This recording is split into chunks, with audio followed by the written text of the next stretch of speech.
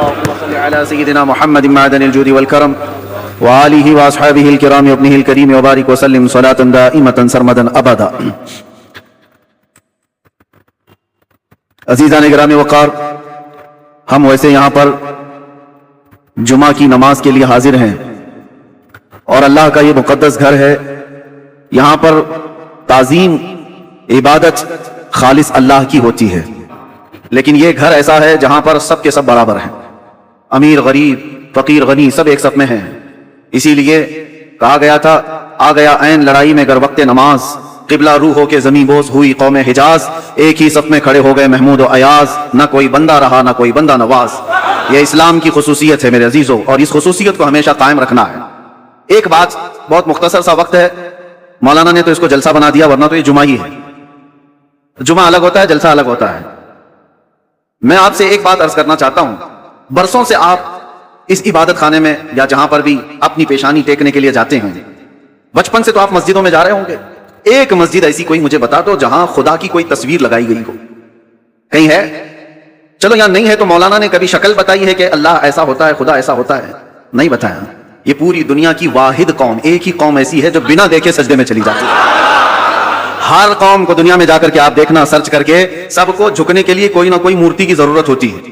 وہ سامنے دیکھتے ہیں پھر جھکتے ہیں، اور چاہے وہ کسی بھی دین میں ہو، سب نے اپنا اپنا کچھ نہ کچھ بنا رکھا ہے.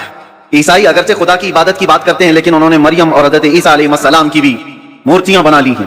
یہودی اگرچہ اللہ کی عبادت کی بات کرتے ہیں، لیکن نبیوں کی مورتیاں انہوں نے بھی بنا رکھی ہیں.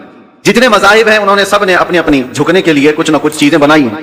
یہ پوری دنیا میں ایک ہی قوم ہے، ایک ہی قوم ہے. اسی لیے تو میں عرض کرتا ہوں میرے عزیزوں، اللہ تبارک و تعالیٰ نے ہماری اور تمہاری فضیلت میں قرآن کی شروع کی آیتوں میں فرمایا یؤمنون بالغیب. یہ وہ لوگ ہیں جو غیب پر ایمان رکھتے ہیں. آج تک ہم نے اللہ کو دیکھا نہیں، اور لوگ یہ تانا مارتے ہیں کچھ. جیسے ابھی مسئلہ چل رہا تھا کہ ہم سب نے پکارا تھا آئی لو محمد صلی اللہ علیہ وسلم، سیدنا محمد صلی اللہ علیہ وسلم. میرے عزیزوں، ہمیں یہ چیزیں راستوں پر یا جلسوں پر اس طرح علی اعلان کہنے کی ضرورت کیوں پیش آتی؟ جب کوئی درندہ چھیڑتا ہے تو ہمیں پھر اظہار کرنا واجب ہو جاتا ہے. اگر کوئی نہ پوچھے آپ سے تو بتانا ضروری تو ہے نہیں، لیکن جب اگر کوئی چھیڑے تو پھر ہمیں بتانا واجب ہو جاتا ہے کہ ہم اپنے نبی پاک صلی اللہ علیہ وسلم سے اپنی جان سے زیادہ محبت کرتے ہیں.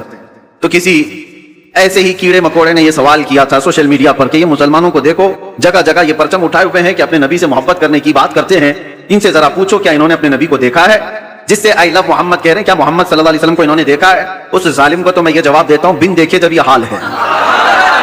ارے دیکھتے تو بات الگ تھی، سر ہتھیلیوں پر لے کر کھڑے ہوتے ہیں. بنا دیکھے یہ حال ہے.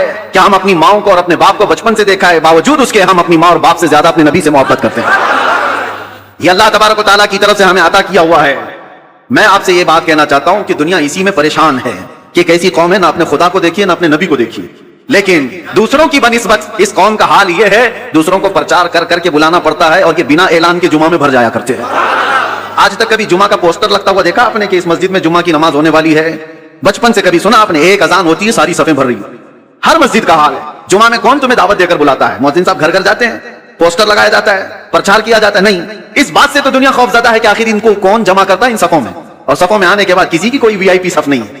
جو پہلے آیا وہ پہلے بیٹھ گیا. وہ کسان کا بچہ بھی سامنے بیٹھ سکتا ہے، کسی غریب مزدور کا بچہ بھی پہلی صف میں بیٹھ سکتا ہے، اور بادشاہ اگر تاخیر سے آئے تو پیچھے ہی بیٹھا رہے. یہ نظام کہاں سے ہے؟ یہ آج تک ان کو کون بنا کر رکھا ہے؟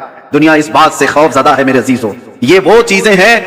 جارج برنارڈ شاہ ایک بہت بڑا مورخ ہے انگریز، اور اس نے یہ لکھا ہے کہ بہت سارے دنیا میں ریولیوشن آئے، دنیا میں بہت سارے انقلاب آئے، بڑی بڑی شخصیتیں آئیں، جیسے مارکس کا، لینن کا، اور بھی کئی ایسے بڑے بڑے شخصیات آئی. انہوں نے دنیا کے نظام کو بدلنے کی کوششیں کی، لیکن ان کا انقلاب، ان کا ریولیوشن 100 سال سے زیادہ تک نہیں چلا. ان کے اپنے شاگرد جب تک تھے تب تک ان کے انقلاب میں دم تھا.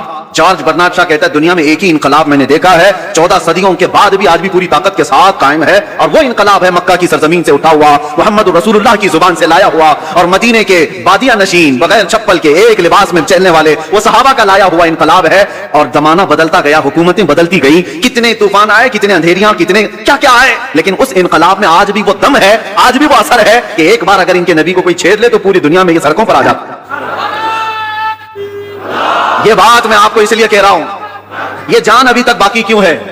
1400 سال ہو گئے، یہ جان باقی ہے. آپ کو پتا ہے میں آپ کو بہت بڑی بات کہنے جا رہا ہوں، توجہ. یہ جمعہ آج تک ہمارے سلامت ہیں. کتنے درندے آئے اذانیں بند کرنے کے لیے، قرآن پر پابندیاں لگانے کے لیے، کیا کیا نہیں کیا. 1400 سال یوں ہی نہیں گزرے ہمارے. لوگ کہتے ہیں آج حالات خراب ہیں، اس سے بھی بڑے حالات خراب ہو کے گئے.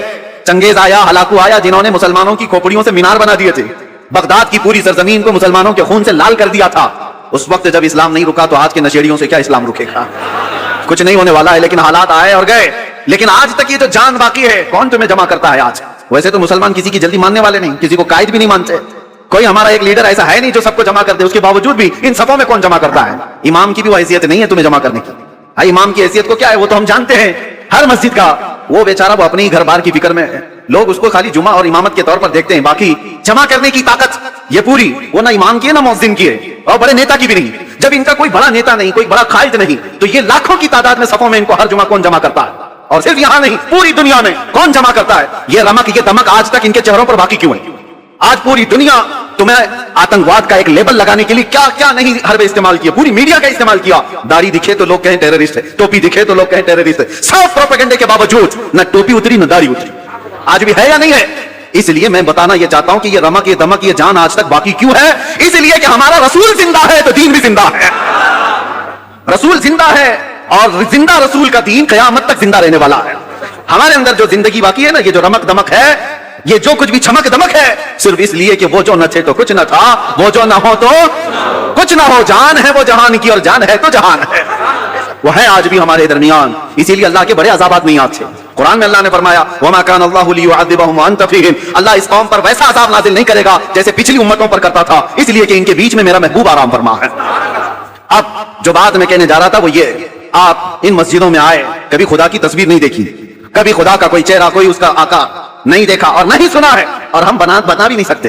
جو آنکھوں میں آ گیا وہ خدا نہیں ہو سکتا. بات سمجھ کے چلو. جو نظروں میں آ گیا وہ خدا نہیں ہو سکتا. خدا کسی چیز میں سما نہیں سکتا، وہ محیط نہیں ہے. اب دوسری بات، یہاں تک تمہاری زندگی باقی ہے. دوسری ایک بات، جب بھی آپ مسجدوں میں جاتے ہیں، امام صاحب سے کیا قرات سنتے ہیں؟ فجر میں، مغرب میں، عشاء میں تو بلند آواز سے قرات ہوتی ہے، سن تو لیتے ہوں، جمعہ میں بھی ہوتی ہے. جب بھی آپ آتے ہیں رکعت باندھنے کے بعد امام جو ہے پہلے کیا پڑھتا ہے؟ الحمدللہ ہی پڑھتا ہے نا، سورہ فاتحہ ہی پڑھتا ہے، الحمدللہ رب العالمین. سب خاموشی سے سنتے ہیں، سالوں سے سنتے آ رہے ہیں، سالوں سے. تو کبھی آج تک ایک مقتدی جو امام کے پائجامے کے پیچھے تو لگا رہتا ہے، امام کی ناری کہاں بندھی ہے وہ تو دیکھتا رہتا ہے، امام کہاں جا رہا ہے کہاں نہیں یہ تو دیکھتا رہتا ہے، ایک بار بھی کوئی مقتدی آ کر کے نہیں کہا کہ بہت پرانی ہو گئی سورہ، کوئی نہیں تو پڑھو؟ کبھی کہا کسی نے؟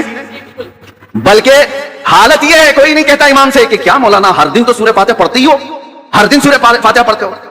کوئی نہیں کہا کہ یہ پرانی ہو گئی نیا کچھ لے کے آؤ، نہیں، بلکہ اگر امام نیا کرنے کی کوشش کرے تو قوم اس کو سیدھا کر دے گی. وہی پڑھو جو میرے نبی نے پڑھا ہے، وہی پڑھو. کیوں آج تک کوئی بھی چیز جب ہم دیکھتے ہیں کنٹینیو، بریانی 4 دن کنٹینیو نہیں کھائی جا سکتی، 5 دن روز دال چاول بھی نہیں چلتا. انسان کی طبیعت ایسی ہے کہ ہر چیز اس کو بدل بدل کر کے چاہیے، نہیں چاہیے. لیکن اس میں کبھی نیا کا تصور بھی نہیں آتا. کیوں؟ ایک یہ چیز. دوسری چیز میں نے بتایا، مسجدوں میں ہمارے قرآن وہی ہے، سورہ فاتحہ سے شروع کرتا ہے امام، اس کے بعد چاہے قرآن میں کہیں سے بھی پڑھے، سورہ فاتحہ تو پڑھتا ہے. لیکن کسی مقتدی کو آج تک اس بات پر کوئی شکایت نہیں. تیسری ایک اور چیز، تمہارا کلمہ کیا ہے؟ لا الہ الا اللہ محمد رسول اللہ. ایک کلمہ ہے. تمہارے باپ کا کلمہ کیا تھا؟ اور دادا کا کلمہ کیا تھا؟ پر دادا کا کلمہ کیا تھا؟ صدیوں سے ایک ہی کلمہ چل رہا ہے، ایک ہی کلمہ ہے، لا الہ الا اللہ محمد رسول اللہ. یہ کلمہ کبھی آپ نے اپنے ابا سے بھی نہیں پوچھا، مولانا سے بھی نہیں پوچھا، بہت سال ہو گئے کوئی نیا کلمہ تو لاتے ہیں، تھپڑ لگے گا کہ نیا نہیں اس میں، یہ پرانا ہے. بلکہ حالت یہ ہے دوسرا کوئی ڈائلاگ ہو، کوئی گانا ہو، کوئی بھی چیز ہو، 4 مہینے 6 مہینے چل سکتی ہے، سال بھر 2 سال، اس کے بعد وہ سننے کو دل نہیں کرتا. آدمی چاہتا ہے کہ پرانا ہو گیا کچھ نیا سناؤ. کلمہ طیبہ کو کوئی بھی امتی یہ نہیں کہتا پرانا ہو گیا. ارے 70,000 بار بھی پڑھے تو اس میں جدت اور لذت اور آتی، کبھی پرانا نہیں ہوتا. یہ ایسی چیزیں تمہارے پاس ہیں، تمہارے پاس ہیں. یہ جمعہ کی جماعت، یہ قرآن کی حقانیت، یہ کلمہ طیبہ کی جدت جو ہر زمانے میں ہے، کیا یہ تمام چیزیں اس بات کا ثبوت نہیں ہے کہ اسلام زندہ ہے اور قیامت تک زندہ رہنے والا ہے؟ کسی بھی جگہ پر تمہیں یہ چیزیں نہیں مل سکتی. ہر جگہ بہت کچھ بدلاؤ ہے. ہاں میں بتا سکتا ہوں چیلنج کے ساتھ، دنیا کا کوئی بھی مذہب ہو، کھلا ہے کتابیں، اور ہم بتاتے ہیں اس کے کتنے کتنے نسخے ہیں، کتنے کتنے. بائبل میں آج کتنے نسخے، 70 سے زیادہ نسخے الگ الگ ملتے ہیں. یونان میں الگ ہے اور یورپ میں الگ ہے. جو انجیل، Bible, old testament, new testament سب بدلی ہوئی ہیں. اور ہمارے ہاں کی کتابیں، ہمارے دیش میں جو بہت ساری مقدس کتابیں مانی جاتی ہیں، ان میں بھی ہیر پھیر، ادھر ادھر بدلاؤ الگ الگ ہے. لیکن افریقہ سے لے کر امریکہ تک، ہند سے لے کر کے آپ کسی بھی کونے تک جاؤ، قرآن سورہ فاتحہ سے شروع ہوتا ہے، والناس پر ہی ختم ہوتا ہے.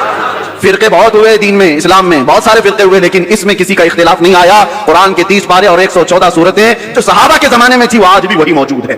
اس کلام پاک پر کسی کا اثر کیوں نہیں ہوا آج تک؟ کوئی قرآن نہیں بدل پایا، کوئی ایک پارا تو چھوڑو، ایک سورہ تو چھوڑو، ایک حرف بھی نہیں بدل پایا. زبر زیر اور نقطے بھی اس کے بدل نہیں پائے. 1400 سال سے ایک کتاب چلی آ رہی ہے، اس کتاب کو کوئی نہیں بدل پایا. اے مسلمانوں، میں تمہیں یہ فخر والی باتیں بتا رہا ہوں، اس سے بڑھ کر کے دولت جاؤ ڈھونڈ کر کے نکالو، کسی کے پاس نہیں مل سکتی. پھر تم کس بات کے مایوسی میں جیتے ہو؟ ہمارے پاس کچھ نہیں ہے. اتنی بڑی دولتیں جس کے پاس ہے اسے سر جھکا کر نہیں، سر اٹھا کر جینا چاہیے. دنیا میں سر اٹھا کر کے جیو. اللہ رب العزت کے دی ہوئی یہ ساری نشانیاں تمہارے پاس موجود ہیں.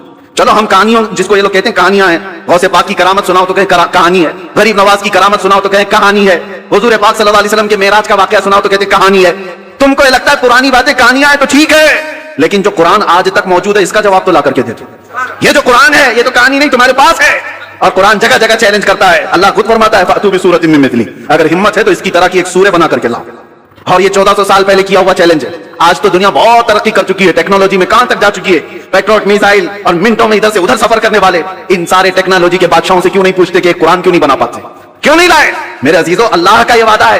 اللہ فرماتا قُلْ لَئِنِ اجْتَمَعَتِ الْإِنسُ وَالْجِنُّ عَلَىٰ أَن يَأْتُوا بِمِثْلِ هَٰذَا الْقُرْآنِ لَا يَأْتُونَ بِمِثْلِهِ وَلَوْ كَانَ بَعْضُهُمْ لِبَعْضٍ ظَهِيرًا. اے رسول پاک آپ کہہ دیں سارے انسان مل جائیں، سارے جنات مل جائیں، سب مل کر کے ایک دوسرے کی مدد کر کے ایسا قرآن بنانا چاہیں، اللہ فرماتا ہے تب بھی وہ نہیں لا سکیں گے، نہیں لا سکیں گے. اللہ کا وعدہ ہے.